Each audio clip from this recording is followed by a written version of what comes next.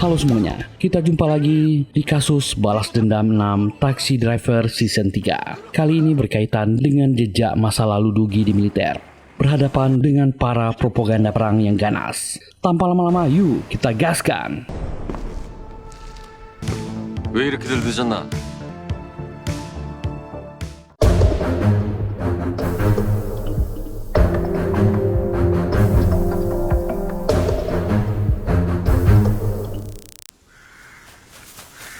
Kita kembali ke masa lalu.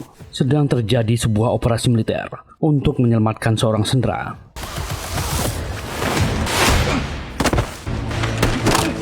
Dan seorang penyusup masuk sendirian, melumpuhkan banyak lawan.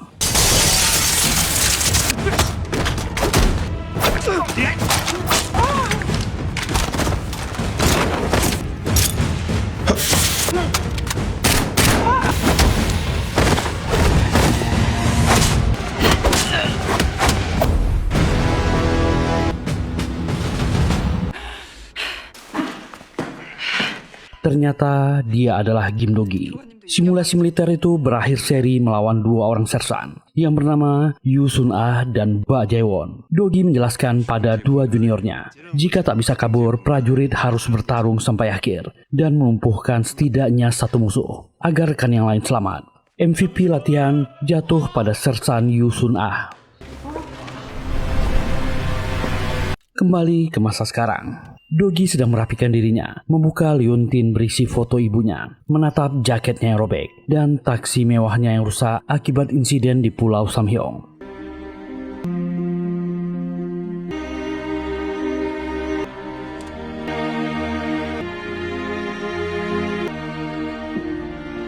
어떻게 하셨습니까? 예. Sementara itu, yang tak terduga, Jin Yeon menerima surat panggilan wajib militer. Dia pun mendatangi kantor otoritas, bicara dengan seorang petugas wanita. Dia mengira surat itu salah kirim, karena dia sudah menyelesaikan wamil lebih dari 10 tahun yang lalu. Dan petugas ini pun memeriksanya. Tapi data menunjukkan namanya masih tercatat sebagai kandidat aktif. Petugas ini mengatakan perintah sudah turun dari kemarin, dan Jin Yeon dianggap desersi. Dua orang prajurit datang membawanya. Jin Yeon panik dan berteriak menolak. Dan dia terbangun. Semua itu hanya mimpi buruk. Teriakannya membuat Kyungko dan Gion datang. Kyungko langsung menebaknya. Itu adalah mimpinya waktu hamil dulu, dan menawarkan cerita yang lebih menyeramkan. Mereka berkumpul di sebuah ruangan kecil. Kyungko menceritakan pengalamannya saat berjaga di pos militer. Dulu waktu berjaga malam, dia melihat seorang tentara yang menari di dekat kamar mandi. Tapi seniornya tak melihat apapun. Kyungko mencoba melapor, dan Sersan Mayor menjelaskan 10 tahun yang lalu seorang prajurit bundir di tempat itu.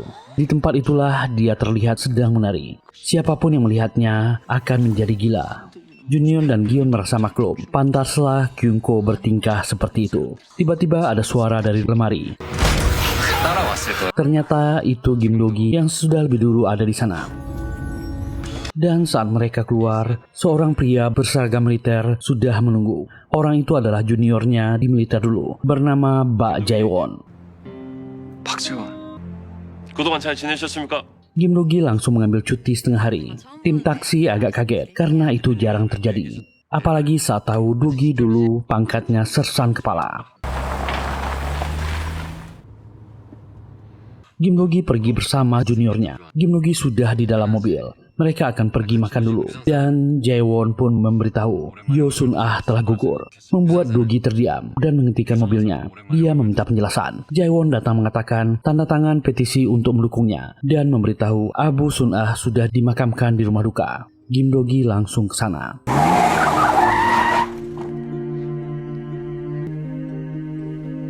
Dogi ingat masa lalunya, tentang ibunya dan kenangannya di militer. Setelah ibunya meninggal, Dogi keluar dari tentara.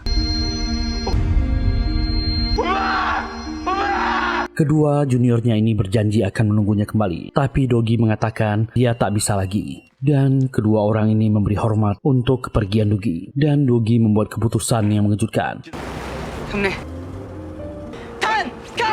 Dia menghubungi seseorang dan mengajukan diri kembali bertugas, meninggalkan ponsel dan taksinya, tak memberitahu rekan-rekannya di taksi pelangi. Jinyeon dan Kyungko sedang di dealer. Mereka akan membeli taksi baru. Mereka sudah menduga Dugi akan senang menerima taksi ini. Sementara Gyun makin cemas. Dugi sudah tak ke kantor beberapa hari.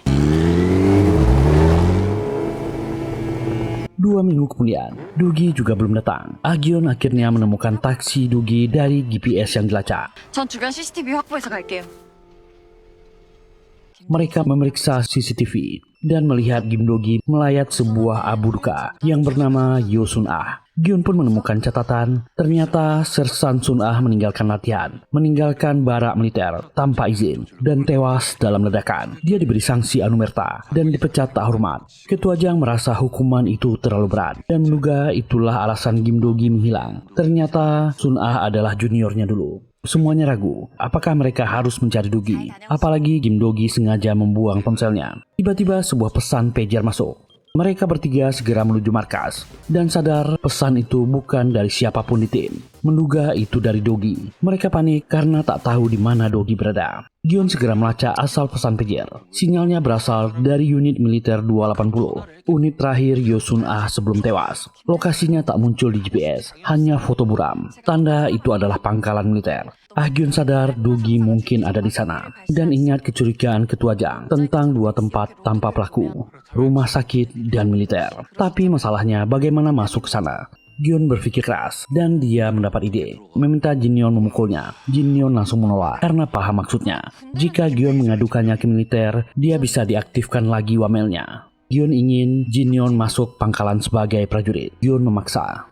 Jinyeon tetap menolak, dia tak sanggup melakukannya. Kyungko dan Ketua Jang ikut memaksanya. Jinyeon hanya bisa menangis, sadar dia harus melakukan ini demi Dugi.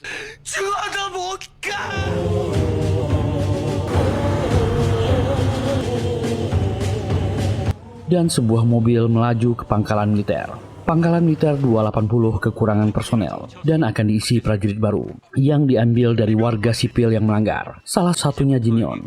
Dia pun turun dan menyapa 2 tentara ini, menyebut dia mencari Kim Do-gi. Dan dia mulai menjelaskan nomor induknya, merasa dia juga senior. Dan tentu saja dia mendapat hukuman. Ketiga orang ini menunggu kabar dari Jinyeon, tapi tak kunjung datang. Kyungko mencoba menenangkan. Dia yakin Jinyeon bisa menyelesaikannya. Tapi kenyataannya, Jinyeon justru dihukum karena mencari Dugi, merangkak di bawah jeep militer. Mereka mulai sadar Jinyeon butuh bantuan. Ketua Jang pun memutuskan turun langsung. Dia sudah sampai di pintu gerbang. Kedua prajurit ini bertanya siapa dia, dan Ketua Jang menjawab. Tentu saja keduanya ketakutan dan memberi hormat.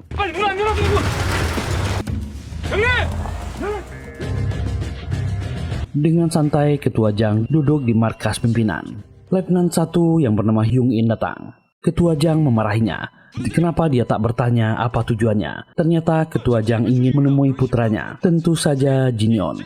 Hyung In pucat dan akan langsung mencarinya. Ketua Jang juga menemukan dokumen operasi yang melibatkan Sun-ah dan 7 prajurit lainnya. Petunjuk mengarah ke sektor B24, wilayah dekat garis perbatasan. Tim sadar Ketua Jang juga butuh bantuan. Gyun pun memutuskan masuk sendiri ke pangkalan dengan menyamar. Sementara Kyungko belum paham rencananya. Sementara Jinyeon akhirnya dibawa ke hadapan Ketua Jang yang mengaku sebagai jenderal. Mereka langsung berpura-pura sebagai ayah dan anak. Ketua Jang meminta Jinyeon memandunya, berkeliling barak mencari Dugi, dan Letnan Hyung In tak berani mengawalnya, tapi dia merasa janggal. Dia mencoba menghubungi komandannya, melaporkan kedatangan seorang perwira berpangkat tinggi. Sang komandan juga ikut curiga. Seharusnya tak ada kunjungan ke unit itu. Hyung In menyebut tujuan jenderal tadi, menjenguk putranya. Kecurigaan komandan makin besar. Dia memutuskan mengecek langsung ke para petinggi. Di saat yang sama, 2 prajurit di pos keamanan melihat sebuah van masuk. Tulisan Dinas Kesejahteraan. Meski bingung, mereka tetap membuka jalan. Di dalam barak, Sang Chol dan Jinyeon menyisir ruangan satu persatu mencari Dugi. Ternyata van tadi dibawa oleh Kyungko untuk berjualan. Para prajurit langsung tertarik. Mereka datang ingin membeli. Gyun pun masuk dengan penyamaran, berpapasan dengan Letnan Hyung In. Gyun mengaku sebagai Letnan 1 dari divisi perawatan sistem. Hyung In mencoba menunjukkan dominasinya, tapi Gyun langsung menegurnya balik dengan tegas dan melanjutkan ke bagian administrasi. Letnan Hyung Il dipanggil komandannya. Sementara tim taksi yang lain bersiap melanjutkan penyisiran ke lantai atas. 여긴 없는 것 같아요. 한 장 더 올려. Komandan yang bernama Kim Tae-hyun memastikan tak ada satupun anak jenderal yang bertugas di barak. Hyung In pun segera membuka data Jinyeon. Hasilnya, Jinyeon bukanlah anak jenderal. Perintah penangkapan langsung dikeluarkan. Sementara Jinyeon dan Sang Chul memasuki sebuah ruangan. Ternyata Ah Gyun di dalamnya. Mereka menemukan kunci taksi mewah di ruangan itu. Bukti Kim Do-gi sempat berada di sana. Sementara di luar, Kyung-ko memanfaatkan barang dagangannya untuk memancing para prajurit. Taktik ini berhasil. Ada prajurit yang melihat Do-gi. Tiba-tiba ketiga rekannya keluar dan Komandan Kim memerintahkan penangkapan mereka. Mereka sudah dikepung. Komandan Kim sangat kesal, keempatnya satu komplotan, menuntut identitas mereka. Tiba-tiba sebuah jeep militer masuk ke barak dan seseorang turun. Dia adalah Kim Do-gi. Semua rekan taksi pelangi sangat senang melihatnya.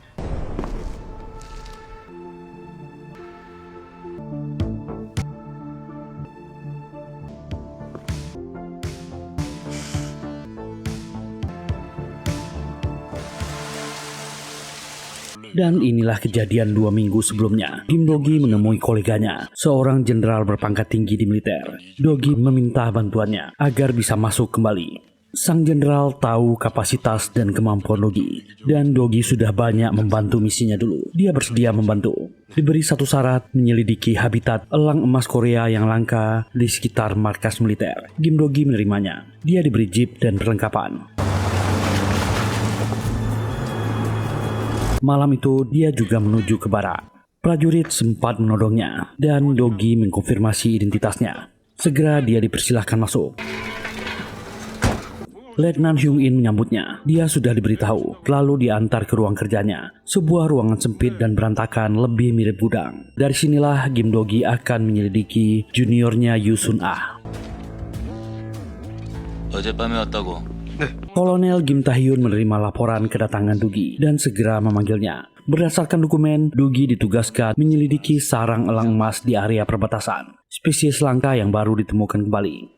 Jika elang itu ditemukan, aktivitas bersenjata di pangkalan militer bisa dihentikan. Kolonel Kim sempat curiga dengan misinya, berharap burung itu tak ada. Dia menawarkan seorang prajurit untuk mendukungnya, tapi Kim Do-gi menolak. Dia sudah membawa rekannya. Bak Jae-won juniornya datang memberi hormat. Keduanya pun pergi dari sana. Kolonel Kim segera meminta Hyung In untuk mengawasi mereka. Latar belakang Kim Do-gi terlalu berat. Dia bekas instruktur pasukan khusus militer. Tak mungkin dia ditugaskan untuk mengamati burung.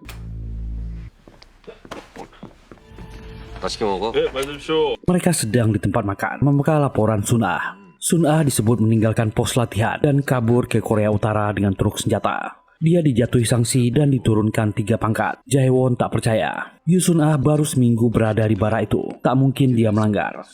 Kim Do-gi melirik pintu restoran. 2 pria berkamera keluar. Dia meminta Jae-won menghubungi prajurit yang bertugas bersama Sun-ah. Dia akan mengalihkan perhatian. Dia juga heran Kolonel Kim tinggal di unit sementara dan memakai perlengkapan prajurit, bukan rumah dinas. Setelah makan, Do-gi memergoki kedua orang ini, merebut kameranya, melihat foto dirinya dan Jae-won, lalu meminta keduanya untuk menyampaikan pesan ke atasan mereka. 직속 상관한테 전해. Hyung In segera dipanggil Kolonel Kim, dan ternyata 2 prajuritnya yang mengikuti Do-gi ketahuan. Kolonel ini makin kesal, yakin Do-gi menyimpan motif lain, memerintahkan Hyung In untuk mengawasinya ketat. Do-gi pun mencocokkan laporan resmi dengan kesaksian para prajurit. Semua sama. Yoo Sun-ah disebut menghentikan truk senjata di persimpangan, memerintahkan seluruh prajurit turun, kembali ke markas, dan dia pergi sendirian ke arah utara. Semua ada saksinya, membuat Jae-won ragu. Apakah Sun-ah benar-benar melakukannya? 진짜. Dogi pun mencari info tentang catatan pergerakan mobil. Data dicatat tiap menit, diperbarui otomatis tiap minggu. Prajurit itu awalnya ragu, tapi Dogi memergokinya bermain judol di aplikasi HP-nya. Panik, prajurit itu langsung patuh. Dia bergegas pergi, dan tak lama kemudian membawa kembali datanya. Jaewon pun menasihati prajurit ini agar berhenti judol dan berbakti ke orang tuanya. Dogi menyuruh Jaewon melacak pergerakan Sun Ah pada hari kejadian. Mereka harus tahu apa yang sebenarnya terjadi. Mereka kembali ke ruangan, dan Kolonel Gim sudah menunggunya. Kolonel ini kesal dan terang-terangan menuduh Dogi tak serius dengan misinya. Dia memperingatkan Dogi agar fokus pada tugasnya, karena dia berada di markas orang lain. Dan ternyata Kolonel Gim sudah tahu tujuannya, mengungkit data tentang orang mati. Yo Sun Ah adalah pengkhianat yang menjual senjata negara. Dogi tetap tenang, balik bertanya bagaimana kolonel itu bisa tahu. Dia tak berada di lokasi kejadian. Kolonel Gim makin marah. Semua bukti jelas, dan kesaksian prajurit mengatakan Sun Ah membawa senjata ke utara. Itu sudah lebih dari cukup sebagai bukti. Kolonel Gim memperingatkannya, tak bertindak di luar batas. Apa niat sebenarnya? Dogi tetap menjawab hal yang sama, meneliti elang emas. Dogi tetap tenang, memberi hormat, dan pergi dari sana. Membuat Kolonel Gim meluapkan amarahnya. Dia yakin Dogi punya backing yang kuat, dan dia akan segera menemui orang yang disebut jenderal. Dogi dan Jaewon mengikuti rute Sun Ah. Di persimpangan tempat prajurit diturunkan, Yo Sun Ah berbelok ke kanan menuju area B24. Wilayah itu dekat dengan garis demarkasi perbatasan selatan dan utara.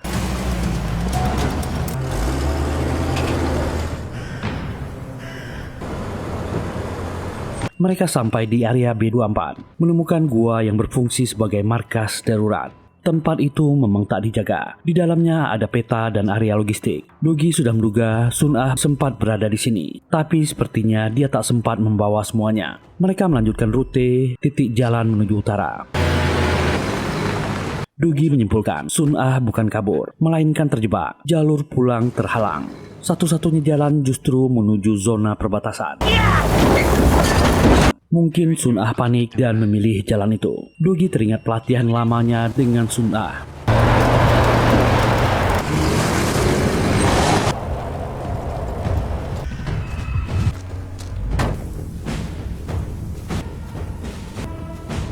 Jika membawa informasi penting dan tak bisa kembali, mereka harus meninggalkan pesan lewat sarang burung. Dogi melihat sebuah pohon, memperhatikannya, dan naik ke atas. Di sangkar burung di dahan, mereka menemukan kamera di dalam sangkar.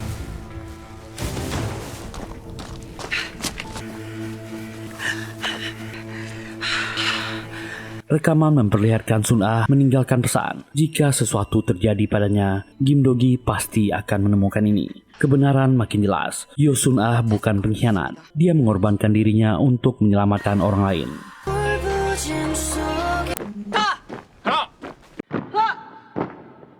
Kita kembali ke kejadian apa yang sebenarnya terjadi. Malam itu Sun Ah sedang berlatih. Ketika rekannya Jaewon menelpon, keduanya masih sempat bercanda. Jaewon memberitahu unitnya akan menjalani latihan tempur di sektor B24. Sun Ah mengatakan mereka juga akan mengadakan latihan besok. Komunikasi pun terputus.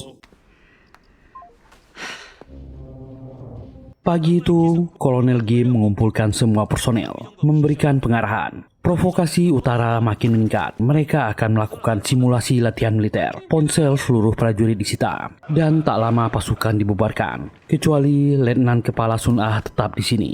Tahyun menyerahkan kertas padanya. Target mereka bukan area K43, melainkan area B24. Sun Ah diminta segera melapor setibanya di sana. Meski merasa janggal, dia patuh. B24 구역으로 이동한다. Di kamarnya, keraguannya makin kuat, merasa ada sesuatu. Dia akan menelpon dari telepon umum. Tak sengaja dia melihat Kolonel Gim pergi dengan Hyung In, memakai mobil jeep. Yo Sun Ah pun nekat mengikuti mereka. Sun Ah mengikuti diam-diam, memadamkan lampu mobilnya.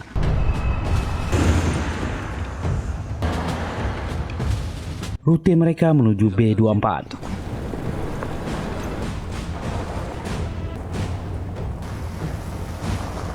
Di sana Hyung In menurunkan sebuah kotak dan membawanya ke dalam gua yang dijadikan markas. Dari celah tebing, Yun Ah melihat isi kotak adalah dokumen laporan ledakan di perbatasan. Kolonel Gin menyebut semua bukti akan dibakar dan mengaku hanya menjalankan perintah Jenderal Oh. Mereka lalu menurunkan rompi anti peluru dan membawanya ke gua lain yang dijadikan gudang. Sun Ah terus mengintai. 8 rompi dipindahkan ke rak. Hyung In memperingatkan rompi ini bisa meledak. Tapi apa 8 orang terlalu banyak? Taehyun justru memakinya. Jalankan saja perintah. Keduanya pun pergi. Yo Sun Ah segera turun. Dia memeriksa rompi itu. Menemukan bom C4 di dalamnya.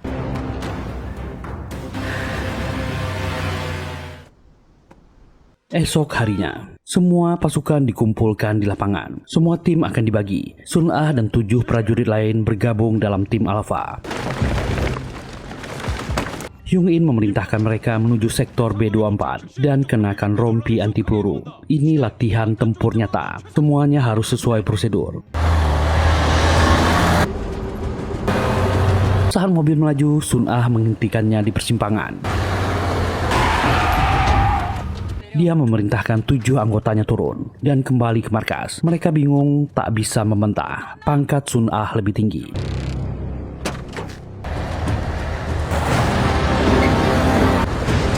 Gadis ini melanjutkan perjalanan ke area B24 sendiri.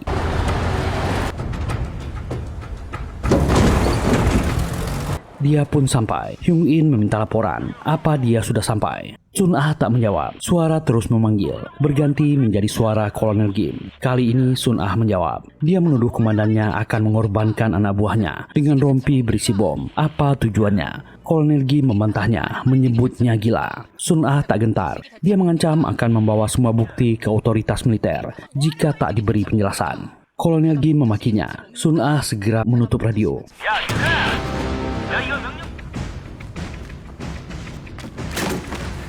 Sun Ah ke gudang mengambil 8 rompi yang berisi bom C4.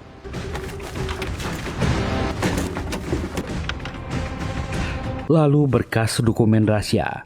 Semua dimasukkan ke mobil.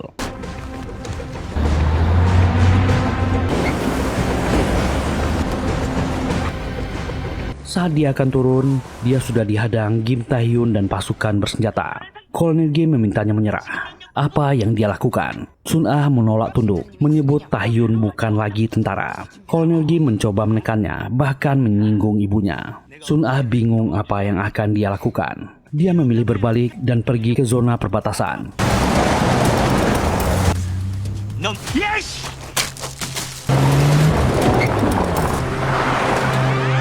Di ujung dia berhenti. Untunglah tak ada yang mengejar. Dia menangis karena sudah terkepung. Nyawanya tak akan tertolong.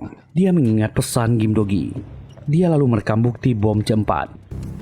서쪽 정 방향으로. Lalu pergi ke area barat, mencari sarang burung, mengukir simbol di batang pohon, merekam pesan, lalu menyembunyikan kamera di dalam sarang. Jika dia meninggal, Kim Do-gi akan menemukannya.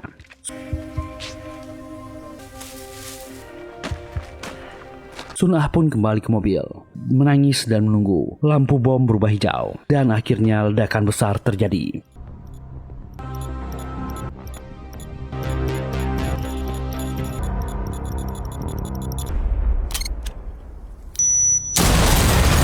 Sersan kepala Yo Sun Ah gugur. Dari kejauhan, Kolonel Gim dan Hyung In menyaksikan. 유선한 상사는 Rekaman ditonton oleh Do-gi dan Jae-won. Kebenaran terbongkar. Sun Ah gugur demi menyelamatkan rekan-rekannya.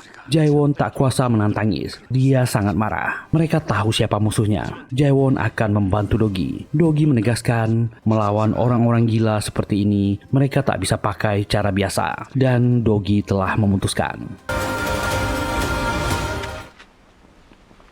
Kita kembali ke masa sekarang, saat penangkapan di barak. Kolonel Gim menuduh Do-gi membawa 4 penyelundup. Do-gi beralasan mereka adalah tim survei ekologi. Kolonel Gim meragukannya. Apalagi Jang Sang-chul mengaku sebagai jenderal. Tapi ketua Jang membantah. Dia tak pernah menyebut dia jenderal. Orang itu saja yang takut padanya. Dan keduanya melanjut sandiwara sebagai ayah dan anak. Keduanya berpelukan, membuat tim yang lain menahan tawa. Kolonel Gim tak bisa berbuat apa-apa karena yang menugaskan Kim Do-gi adalah perwira yang lebih tinggi. Tapi dia penasaran bertanya dari instansi mana. Kim Do-gi hanya menjawab rahasia. Kolonel Gim juga menyinggung log kendaraan yang diambil Dogi, dan jawabannya tetap sama, membuat Kolonel Gim murka. Dogi hanya menatap tersenyum dan mengejek. Tiba-tiba ponsel orang ini berbunyi. Itu dari Mayor Jenderal Jo Sang-ho dari Komando Khusus. Jenderal mengkonfirmasi orang-orang yang dikirim ke markas adalah bagian dari operasi penting negara dari divisi kelompok Elang Hitam. Kolonel Gim diperintahkan untuk bekerja sama. Tak ada ruang untuk menolak. Kolonel Gim sangat geram. Dia tak bisa menolak lagi. Akhirnya tim berkumpul di ruangan mereka. Mereka akan mulai menyelidiki kasus Sun Ah. Memutar rekaman terakhir. Melihat Yo Sun Ah rela mengorbankan diri menyelamatkan rekan-rekannya. Ah Gyun kecewa dengan Dogi karena dia memikul semuanya sendirian. Gim Dogi mengaku ini salahnya. Ini terlalu pribadi. Ketua Jang langsung menengahi. Karena ini urusan pribadi, maka mereka semua berhak membantu. Mereka semua keluarga. Apalagi Dogi telah mengirim pesan pager. Berarti kasus resmi telah dibuka. Target mereka jelas, mengungkap dan menangkap dalang di balik semua ini. Seorang yang berpangkat tinggi, yang tega mengorbankan pasukan demi keuntungan. Gim Dogi sudah memiliki satu nama. Tapi seharusnya orang itu tak lagi dalam posisi bisa menggerakkan militer.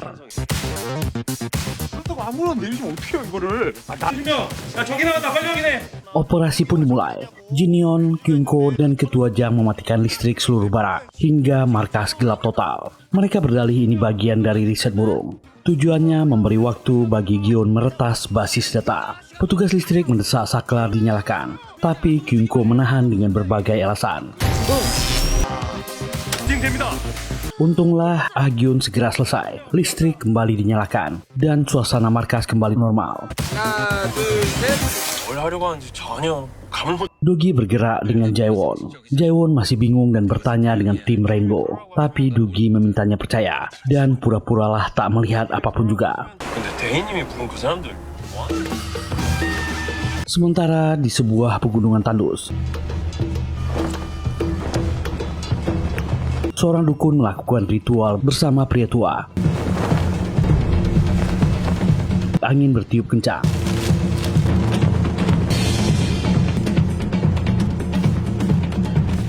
Tertulis tanggal jimat, bulan 10 tanggal 10. Pria tua itu menerima jimat dan menolak panggilan dari Kolonel Gim. Kembali ke markas, Gion menunjukkan data prajurit unit 2802. Gim Dogi menduga ini adalah operasi yang sama seperti yang menewaskan Sun Ah. Kini disamarkan sebagai latihan. Dia meminta Jaewon kembali ke unit dan meminta Gion membawa kamera bukti yang ditinggalkan Sun Ah. Dan akhirnya Kolonel Gim menghubungi pria tua itu, melaporkan keberadaan tim investigasi aneh di markasnya. Orang bernama Dogi sangat mencurigakan, mantan komandan Yo Sun Ah. Malamnya Gion akan melapor ke pusat HAM sambil membawa kamera. Dalam perjalanan dia berhenti di sebuah SPBU dan tiba-tiba dia disergap.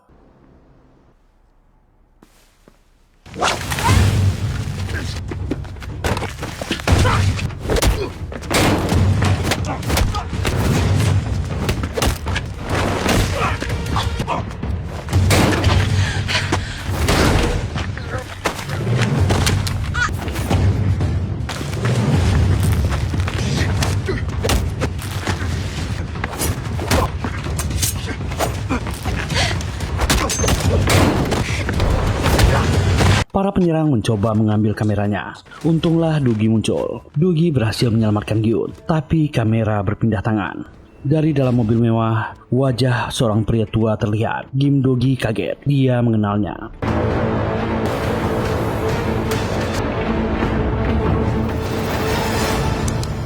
Di masa lalu saat dia masih prajurit, Dogi melapor pada Letnan Jenderal Oh Won Sang tentang seleksi pasukan elit. Prestasi orang ini bagus, membuatnya dipercaya menjalankan sebuah operasi rahasia. Jenderal Oh menyebut target akan diinspeksi di daerah Kaesong. Saat memeriksa peta, Dogi sadar satu hal, tak ada rute kembali, bahan bakar tak cukup, itu misi bundir. Jenderal Oh mengejeknya, Dogi tak perlu ikut, cukup kirim satu peleton. Tapi Dogi menolaknya. Itu berarti mengirim anak buahnya berkorban sia-sia. Tapi bagi Jenderal Oh, semakin sedikit yang tahu, semakin bagus. Prajurit baginya hanya alat. Dogi terpaksa keluar dengan wajah kesal.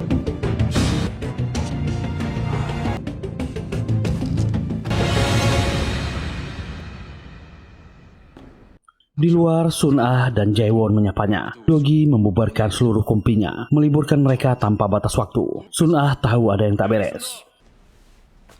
형님, 내가 아는 그 자가 맞았어요. Kembali ke masa sekarang. Dogi menduga dalang ledakan di perbatasan adalah Jenderal Oh Hon Sang, mantan letnan jenderal yang dipecat karena pelecehan. Dia kini hanya berternak di desa, tapi dia masih berkuasa di militer, bahkan bisa mengerahkan tentara untuk menyerang Dogi. Misi ini lebih berbahaya dari yang mereka kira.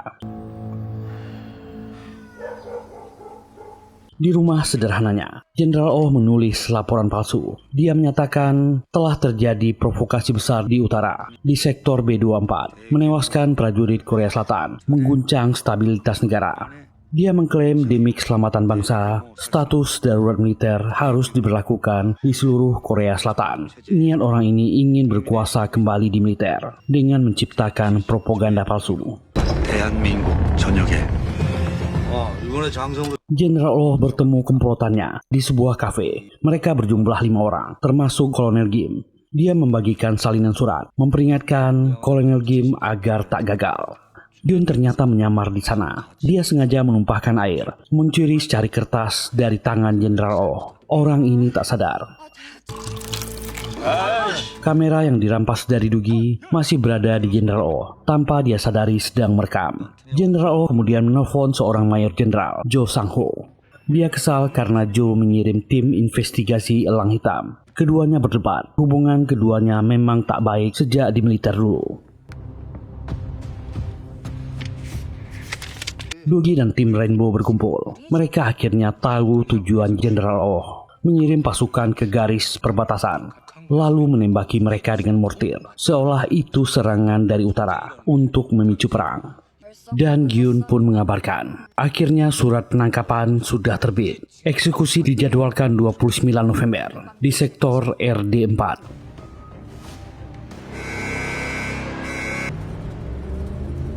Di markas sirine berbunyi, 82 prajurit disiapkan untuk latihan.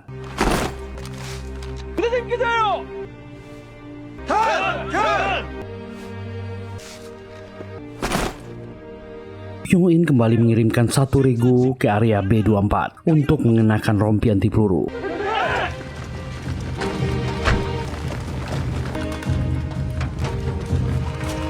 Dogi dan timnya sudah bergerak lebih dulu. Hon Sang dan komplotannya menunggu di tenda komando. Tank-tank siap menembak. Tim beta di B24 melapor mereka juga sudah siap. Jenderal Oh justru memerintahkan untuk membombardir. Hitung mundur dimulai. Dia bahkan berpidato tentang era baru.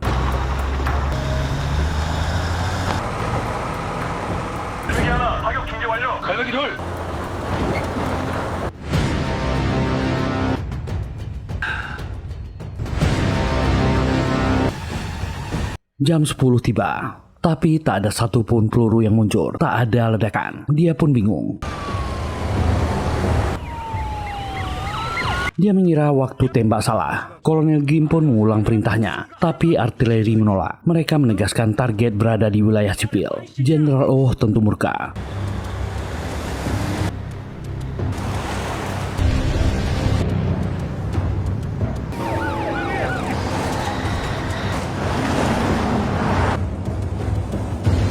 Dia pun mengambil kendali meriam untuk dialihkan ke jarak jauh. Dia diperingatkan ada warga sipil di B24, tapi dia tak peduli. Dengan senjata dan kendali yang di tangannya, tombol ditekan. Tank menembak.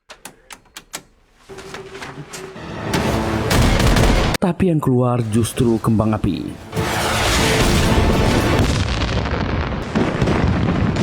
Di sektor B24, tim Rainbow dan para tentara yang lain telah berkumpul. Inilah yang direncanakan tim taksi pelangi. Mereka segera membuka truk yang berisi panggung konser.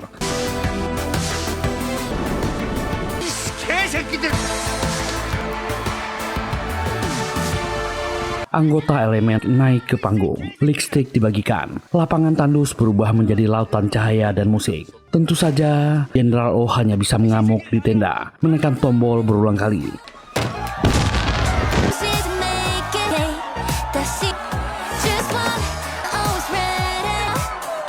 Bagi Dugi, para penyintas inilah yang menyelamatkan mereka. Mimpi perang Jenderal Oh hanyalah delusi.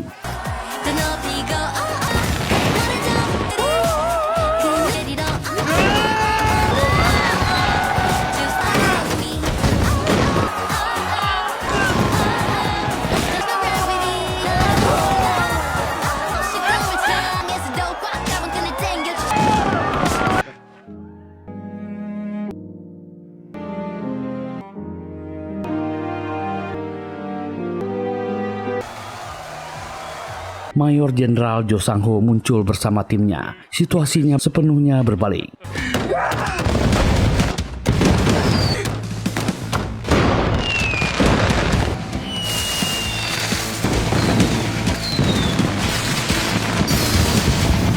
Kim Do-gi dan tim bergerak menangkap Jenderal Oh dan komplotannya. Dan rata-rata semuanya ditangkap.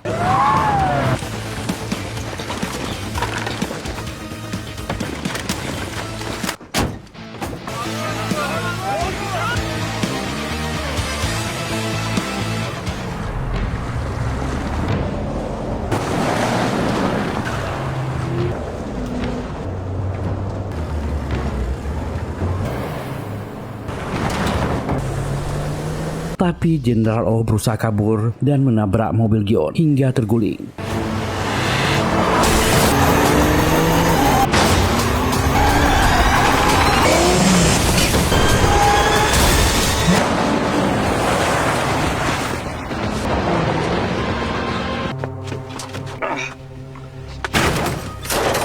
Dugi dan Ketua Jang langsung menolong. Orang ini bangkit dan menembak. Gion terluka. Dia kembali berteriak rencananya demi negara. Tapi Ketua Jang membantah. Tak ada negara yang selamat dengan mengorbankan rakyatnya.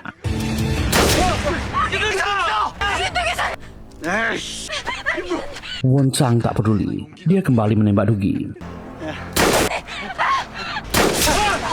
Tapi Dugi terus maju. Dia menahan lukanya dan tetap berdiri. Dan jaraknya sudah dekat. Senjata menempel di kepala Dugi. Ketua Jang berusaha menahan Hagyun yang ingin maju. Dan tiba-tiba Dugi menerjang.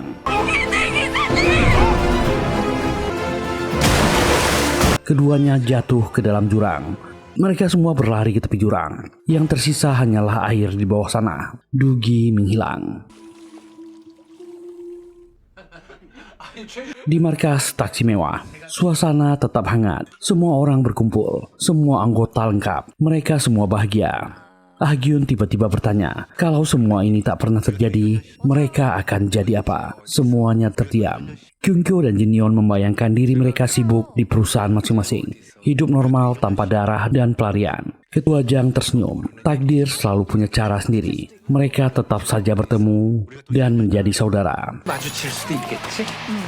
Gion membayangkan mereka hidup dengan profesi masing-masing. Mungkin Kim Do-gi juga akan sekali lagi menyelamatkan Gion jika dia dalam bahaya. Segalanya terasa seperti takdir, tapi mereka tetap harus melanjutkan hidup, walaupun Do-gi telah menghilang.